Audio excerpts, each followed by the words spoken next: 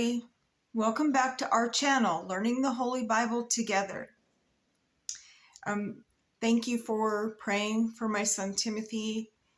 I'm still in the process of, they say they're going to get on it to get him his medication. But this is the second go around. And anyways, and then I woke up to, apparently the boys' uncle passed away last night. Scott, I'm so sorry, and that's what his name was, and or is, I'll say. But at least he doesn't have to be in no more pain. He can be with his mom and the rest of the family, and that just know that we love you and we're praying for y'all. I don't know if you watch this, but if you do, I'm here for you. You know that. All right, so today we're going to be reading and learning the 2nd Chronicles, the last 3 chapters, 34, 35, and 36. And then we'll be into the book of Ezra. There's only 10 chapters there. So let's just go ahead and jump on in here. All right, so 2nd Chronicles chapter 34. Josiah was 8 years old when he began to reign. Wow, another young. And he reigned in Jerusalem 31 years, and he did that which was right in the sight of the Lord, and walked in the ways of David his father, and declined neither to the right hand nor to the left. Get it? The right or the left. Anyways, I like to point out the obvious. For in the 8th year of his reign, while he was yet young, he began to seek after the God of David his father. And in the 12th year, he began to purge Judah and Jerusalem from the high places, and the groves, and the carved images, and the molten images, and they brake down the altars of Baalim in the presence and the images that were on high above them. He cut down in the groves, and he carved images, and the molten images he brake in pieces, and made dust of them, and strowed it upon the graves of them that had sacrificed unto them. And he burnt the bones of the priests upon their altars, and cleansed Judah and Jerusalem. And so did he in the cities of Manasseh, and Ephraim, and Simeon, even unto Naphtali, with their mattocks round about. And when he had broken down the altars and the groves, and had beaten the graven images into powder, and cut down all the idols throughout all the land of Israel, he returned Jerusalem now in the 18th year of his reign. When he had purged the land and the house, he sent Shaphan the son of Azaliah, and Amasaiah the governor of the city, and Joah the son of Joaz the recorder, to repair the house of the Lord his God. And when they came to Hilkiah the high priest, they delivered the money that was brought into the house of God, which the Levites that kept the doors and gathered in the hand of Manasseh and Ephraim and all the remnant of Israel, and of all Judah and the Benjamin, and they returned to Jerusalem. And they put in the hand of the workmen that had the oversight of the house of the Lord, and they gave it to the workmen that wrought in the house of the Lord to repair and amend the house. Even the artificers and builders gave they it, to buy hewn stone and timber for couplings, and to floor the houses which the kings of Judah had destroyed. And the men did the work faithfully, and the overseers of the men were Jahath and Obadiah, the Levites, the sons of Merari, and Zechariah, and Meshullam of the sons of the Kohathites, to set it forward. And other of the Levites, all that could skill of instruments of music. Also, they were over the bearers of burdens, and were overseers of all that wrought the work in the manner of the service. And of the Levites that were scribes and officers and porters. And when they brought out the money that was brought into the house of the Lord, Hilkiah the priest found a book of the law of the Lord given by Moses. And Hilkiah answered and said to Shaphan the scribe, I have found the book of the law in the house of the Lord. And Hilkiah delivered the book to Shaphan. And Shaphan carried the book to the king and brought the king word back again, saying, all that was committed to thy servants, they do it.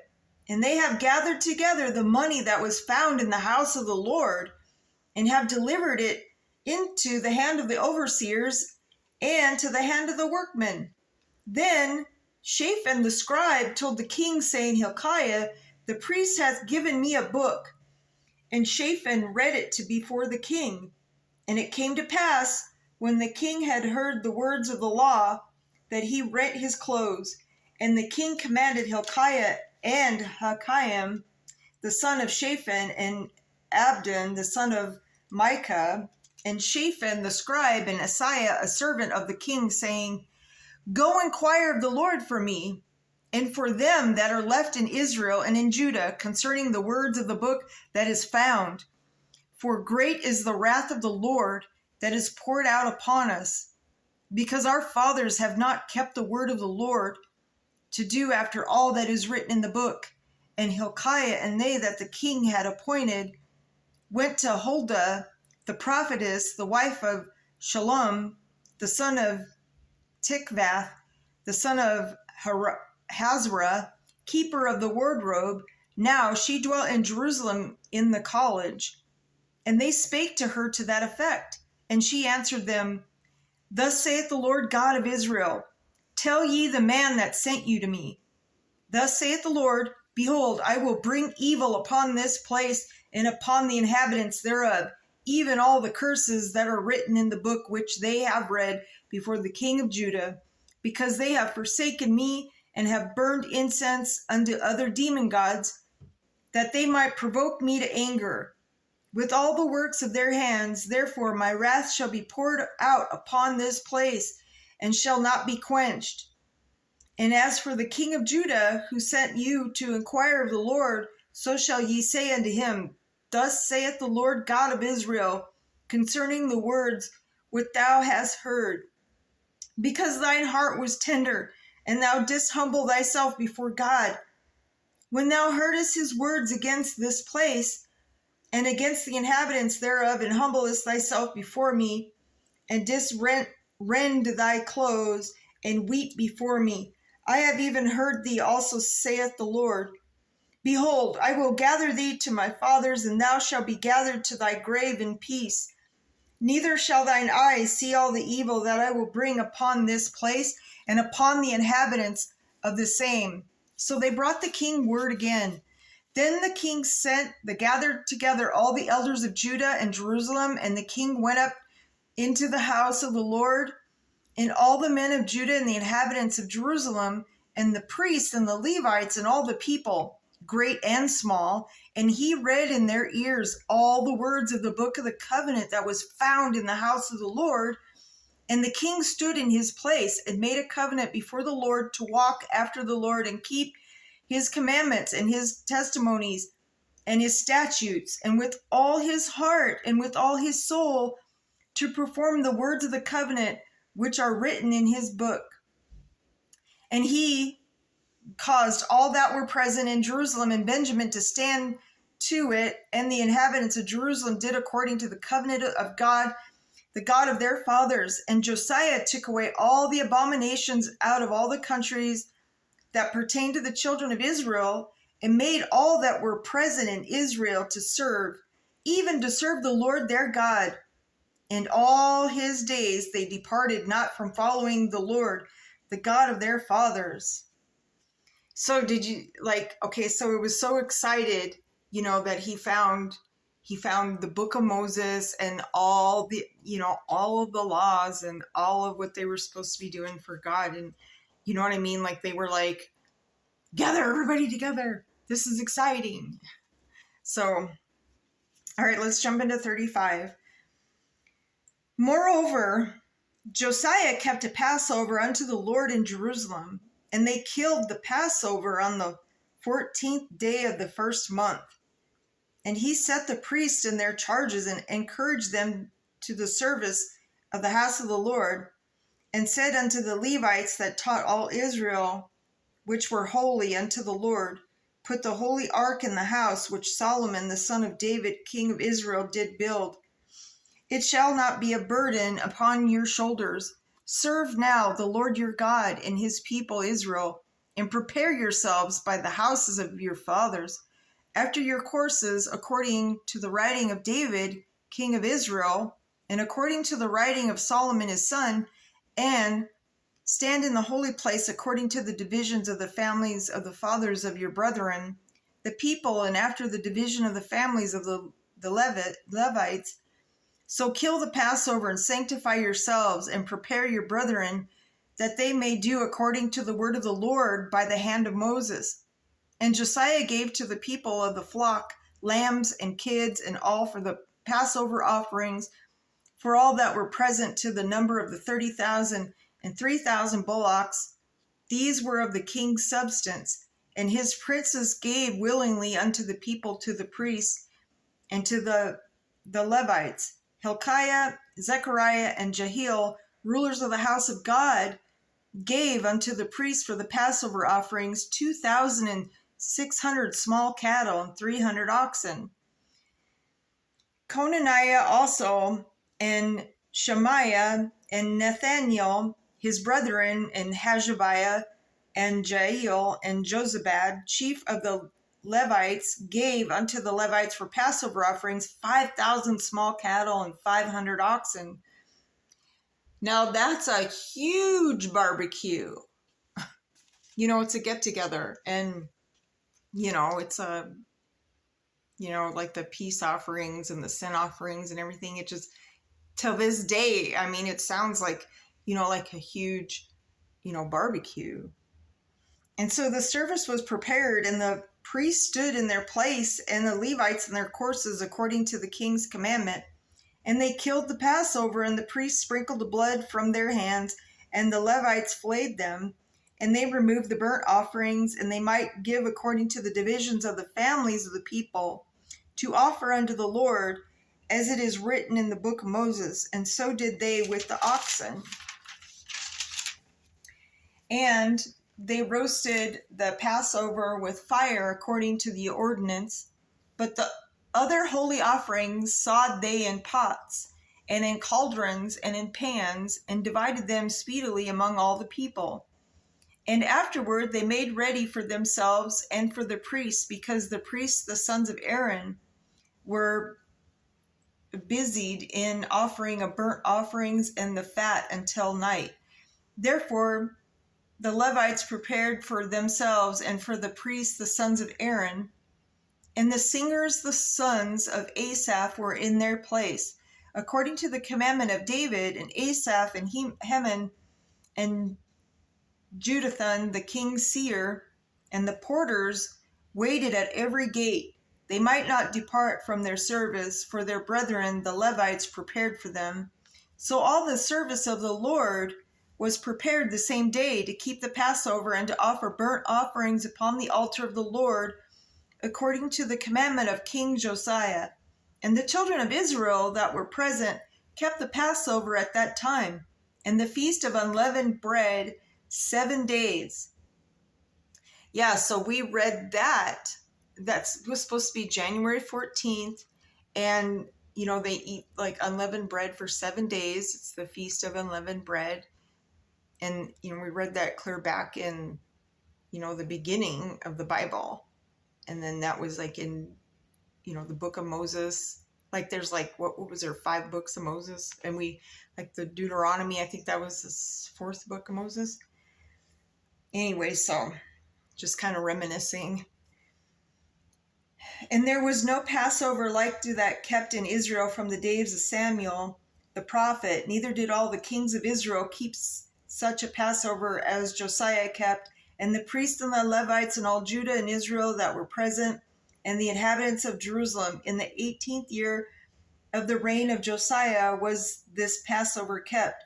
After all this, when Josiah had prepared the temple, Necho, king of Egypt, came up to fight against Chemish by Euphrates, and Josiah went out against him. But he sent ambassadors to him, saying, What have I to do with thee, thou king of Judah? I come not against thee this day, but against the house wherewith I have war. For God commanded me to make haste. Forbear thee from meddling with God, who is with me, that he destroy thee not.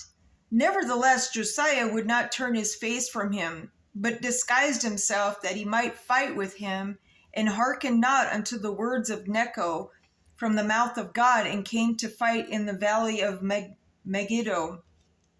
And the archers shot as King Josiah, and the king said to his servants, Have me away, for I am sore wounded.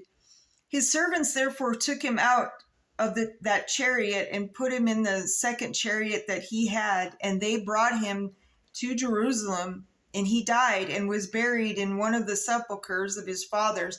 And all Judah and Jerusalem mourned for Josiah.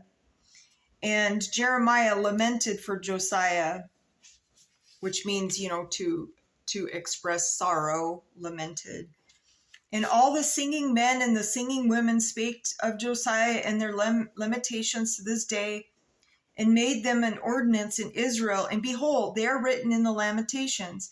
Now, the rest of the acts of Josiah and his goodness, according to that which was written in the law of the Lord, and his deeds, first and last, behold, they are written in the book of the kings of Israel and Judah. All right, let's jump into chapter 36. This is the last chapter. Then the people of the land took Jehoaz, the son of Josiah, and made him king in his father's stead in Jerusalem. Jehoaz was 23 years old when he began to reign, and he reigned 3 months in Jerusalem. And the king of Egypt put him down at Jerusalem and condemned the land in 100 talents of silver and a talent of gold. And the king of Egypt made Eliakim his brother king over Judah and Jerusalem, and turned his name to Jehoiakim. And Necho took Jehoaz his brother and carried him to Egypt. Jehoiakim was 25 years old when he began to reign, and he reigned 11 years in Jerusalem, and he did that which was evil in the sight of the Lord his God. Against him came to Nebuchadnezzar, king of Babylon, and bound him in fetters to carry him to Babylon. Nebuchadnezzar also carried of the vessels of the house of the Lord to Babylon, and put them in the temple at Babylon. Now the rest of the acts of Jehoiakim, and his abominations which he did, and that which was found in him, behold, they are written in the book of the kings of Israel and Judah. And Jehoiakim his son reigned in his stead. Jehoiakim was 8 years old when he began to reign, and he reigned 3 months and 10 days in Jerusalem, and he did that which was evil in the sight of the Lord. And when the year was expired, King Nebuchadnezzar sent and brought him to Babylon with the goodly vessels of the house of the Lord, and made Zedekiah his brother king over Judah and Jerusalem. Zedekiah was 21 years old when he began to reign, and reigned 11 years in Jerusalem, and he did that which was evil in the sight of the Lord his God, and humbled not himself before Jeremiah, the prophet, speaking from the mouth of the Lord. And he also rebelled against King Nebuchadnezzar, who had made him swear by God, but he stiffed his neck and hardened his heart from turning unto the Lord God of Israel. See, it's like more rebellious, like they're rebellious children throwing fits and not wanting to do what's right. And so moreover, all the chief of the priests and the people transgressed very much after the abominations of the heathen, and polluted the house of the Lord which he had hallowed in Jerusalem.